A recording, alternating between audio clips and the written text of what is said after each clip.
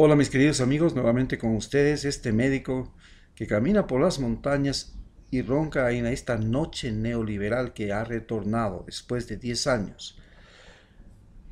Esta noche neoliberal tiene características muy particulares. Por ejemplo, nos habíamos acostumbrado a la franqueza como forma de gobierno. El presidente era franco, leal, honesto. Lo que decía, lo decía claro, sin metapujos.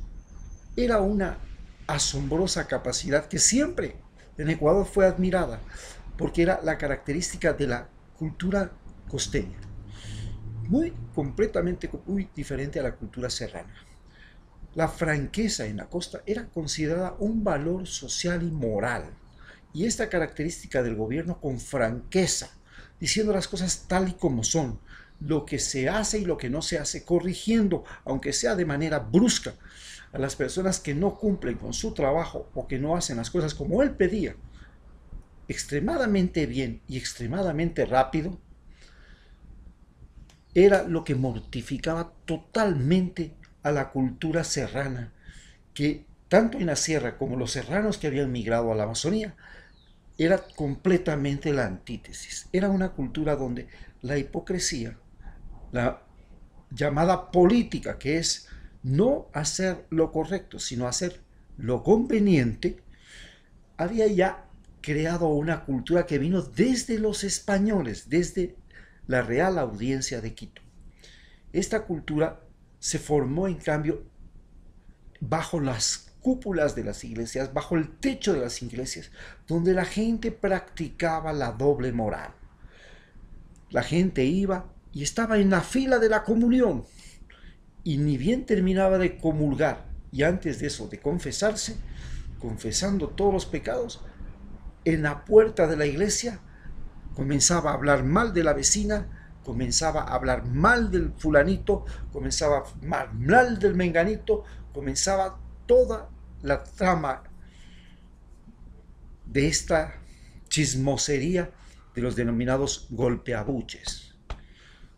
Yo me confieso, yo me culpo, yo soy, salgo, ya no, ya me limpié, ya no tengo pecados y ahora sí tengo que pecar de nuevo porque si no, no tengo que confesarme la próxima semana. Esta cultura produjo un engendro, un producto que ahora nos gobierna, que tiene que es una persona con discapacidad física, pero toda persona con discapacidad en realidad no es una persona mala ni un desecho de la sociedad.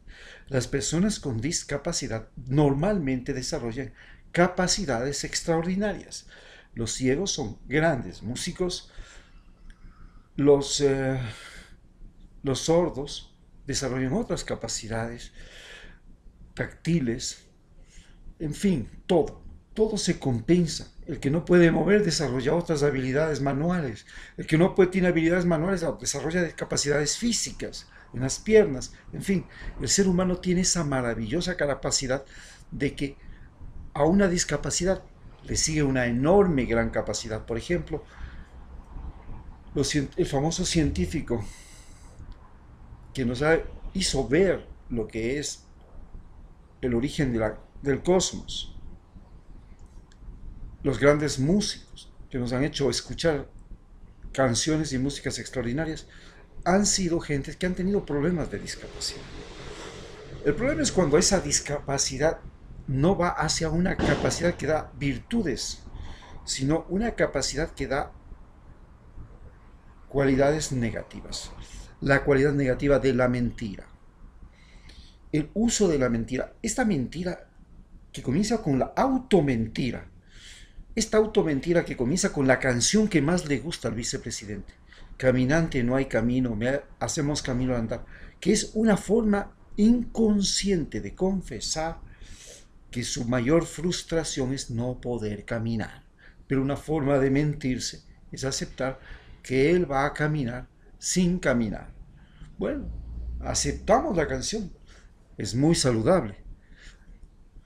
Pero desde el momento que sume el poder, comienza primero a mentir a todos los ecuatorianos porque nos hace creer que va a continuar la línea política de Alianza País, de la Revolución Ciudadana y de Rafael Correa, que tenía principios muy fundamentales, como por ejemplo, que el mercado debía estar a órdenes del ser humano y no el ser humano a órdenes del mercado, que los ricos tenían que pagar impuestos, por ejemplo, el impuesto de la plusvalía, el impuesto de la herencia. Estos impuestos fueron quitados por él.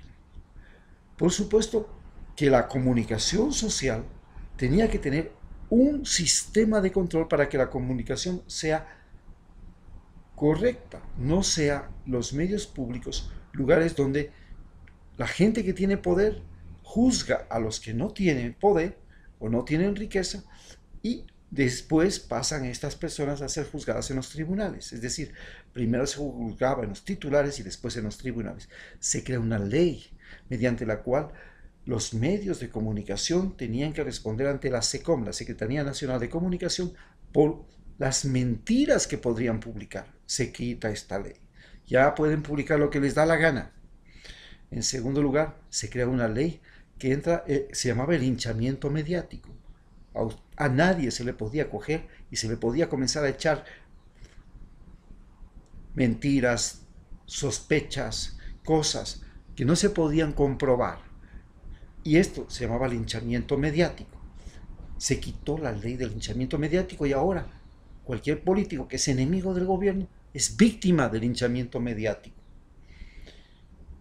A partir de eso comienza una política de mentiras que comienzan a traducirse en la vida cotidiana. Por ejemplo, la mentira de que iba a liberar a los 3 periodistas. Total, lo que hizo es condenarlos a muerte porque su negociación se movió a la velocidad que él se mueve en su silla de ruedas.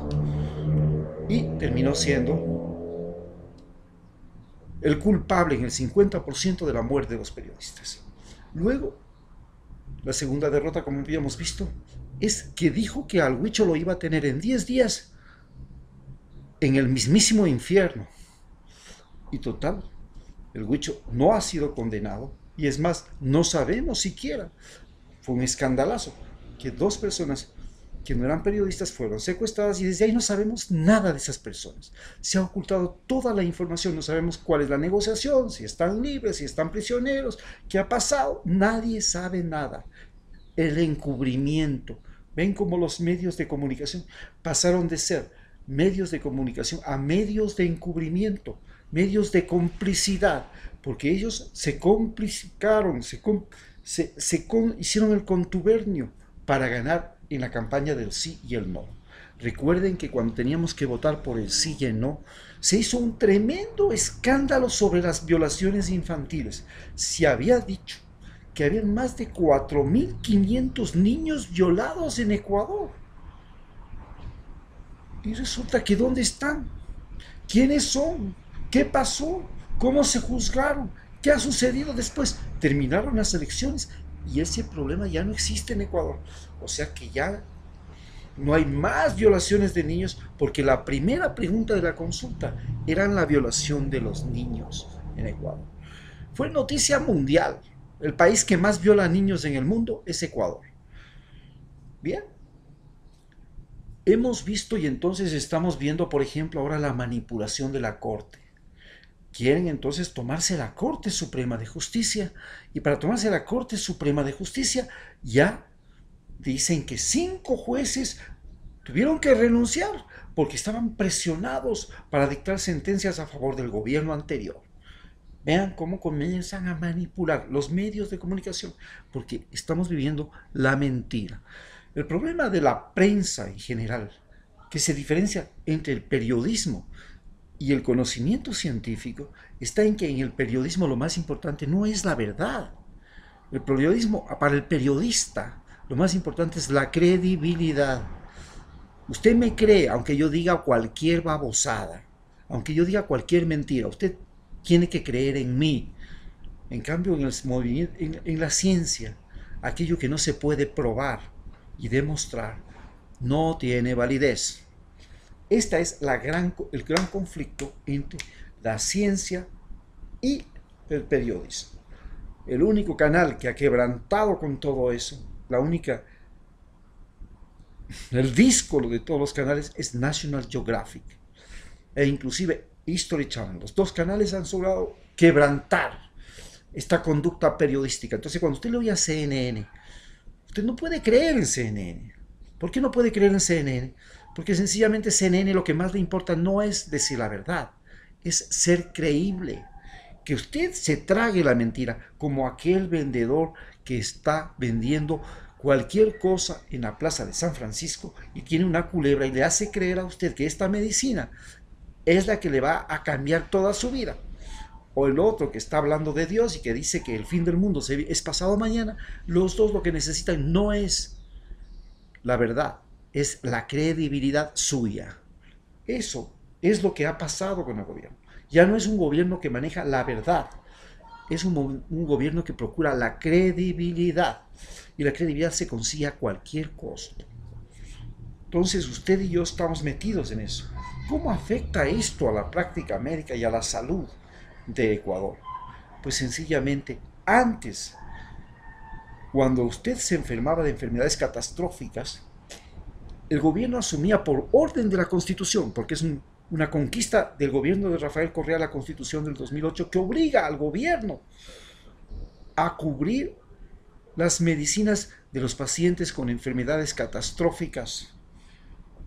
Hoy, usted sube al bus y la gente muestra las recetas de los hospitales que no le quieren dar la medicación a los pacientes y ellos recogen en el bus el dinero. Entonces usted tiene una prueba evidente de que algo pasó, de que algo está mal. Hemos pasado de un gobierno donde la vivienda, en la época de Rafael Correa, se hicieron más de 300,000 viviendas. Usted tenía su terreno y el gobierno le construía gratis la casa. Y si usted no tenía el terreno, el gobierno construyó numerosas urbanizaciones y usted pagaba $50 mensuales. Hoy el gobierno dice que está construyendo casas y que ha hecho planes de vivienda, pero usted ya no paga $50. Usted paga $100 con todos los impuestos, cargas, sobrecargas, etcétera, etcétera, ya paga el doble.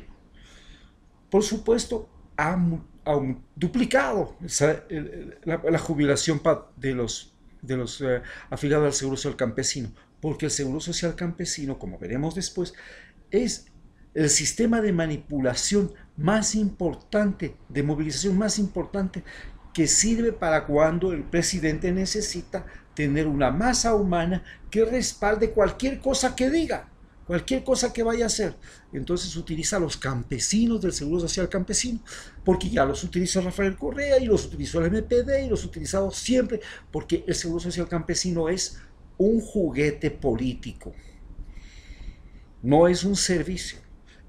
Pero el Seguro Social Campesino tiene una característica, sí, ahora ya no ganan $70, que es lo que ganaban antes, ahora ganan 100, pero los jubilados, pero ya no se acepta ningún más afiliado al Seguro Social Campesino. No, nadie se puede afiliar al Seguro Social Campesino, porque lo que se está queriendo es la extinción del Seguro Social Campesino en poco tiempo, porque es una de las cargas más difíciles de soportar que tiene el Seguro Social General, porque el Seguro Social Campesino se financia fundamentalmente de los aportes suyos y míos, y apenas $2 y poquito más es lo que ponen los campesinos, que no alcanza ni siquiera para cubrir las inyecciones, las jeringuillas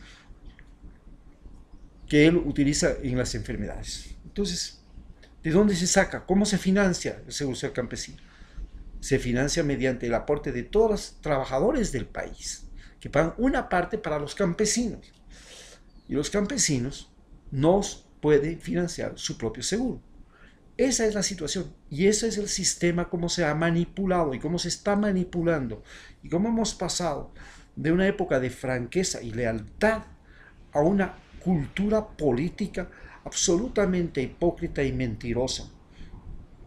Tanto es visible esto que las personas que han sido condenadas por corrupción, todos son costeños, no hay un solo serrano en la cárcel.